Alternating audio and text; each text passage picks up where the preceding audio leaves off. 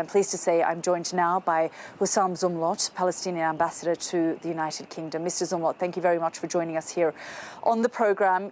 It has been, and you and I have spoken on a number of occasions, an incredibly difficult 9 or 10 months for the people of Gaza, for the Palestinian people, and of course for the families of the hostages here in this country. We have seen an eruption here of demonstrations because people are demanding from their Prime Minister for a ceasefire deal. Your reaction to the events of the last few days?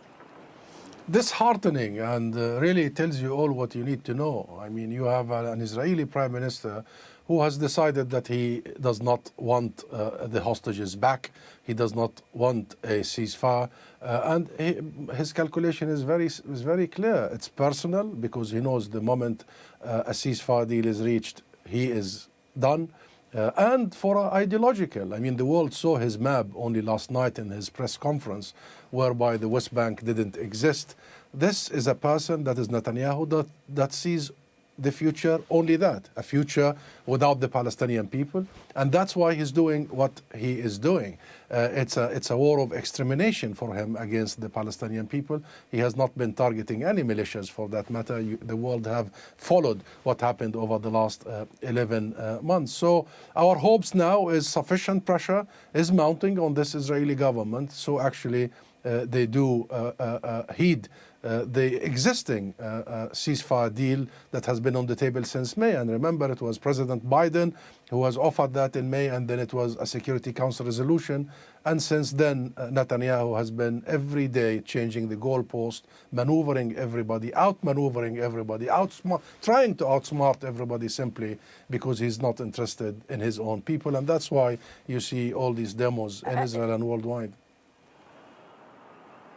Yeah, Mr. Zomlot, as you say, there are accusations even from within his cabinet, from his defense minister, who has accused Mr. Netanyahu of attempting to derail the ceasefire negotiations over this Philadelphia corridor. But let's talk about Hamas's position, because we saw these 6 hostages executed, and Hamas has admitted that it has changed its strategy, that it is now asking for its fighters to kill and execute hostages if they feel that the Israeli military is going to come and extract them from Gaza militarily.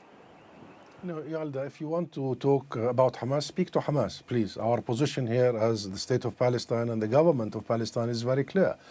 We wanted from day one an immediate and permanent ceasefire, a ceasefire of that atrocious aggression, genocidal aggression. We want to make sure that humanitarian assistance is reaching its destination without any obstacles, and we wanted to move swiftly towards an international process of accountability, because we don't want to see this repeated again. And therefore we believe that it is Netanyahu, and squarely Netanyahu and on Netanyahu, that has been derailing all this process. So let's not get into the details. What is happening in the West Bank is all what you need to know. I guess the details. All what you need to know, Yalda. Yeah, absolutely. And go on. And I'd like to talk about the West Bank. Because I did speak to former Israeli Prime Minister Ehud Olmert today, who expressed outrage and anger at the situation in the West Bank. And I'd like you to comment on that. But in terms of, the finger of blame being pointed on Netanyahu, which the Israeli people are doing, but also, do you feel that given Hamas's stance now on executing and I know you're saying I need to speak to Hamas, but they are part of this equation in terms of whether a peace deal is reached or not for the Palestinian people? Well, that's why we believe that all the good work of mediators over the months have fruited in a deal that was offered to all parties. According to what we have heard from the mediators, the deal was ready, and Netanyahu was the one who rejected it and kept changing the goalpost. I mean, didn't you hear Israeli officials today, including Gantz and Eisenkot, saying that Philadelphia corridor has no security meaning and Netanyahu is using it as a pretext? So what? What do you want us to do, Yelda, in this conversation? He is to be blamed. The Israeli government is to be blamed. These group of fanatics, Smotrich and Ben-Gvir, that are the landlords of the West Bank now, and unleashing unprecedented terror on the Palestinian people, stealing more land, allowing the settler violence and terrorism all over the West Bank. And you have also followed the Israeli military invasions of Jenin and Tulkarem and other places, the utter destruction and murder of innocent lives. And therefore, yes, we should not just waste our time or just focus on the small details. The big picture. Netanyahu told the world yesterday that he has no plan. The future he sees is a future without one Palestinian, not one.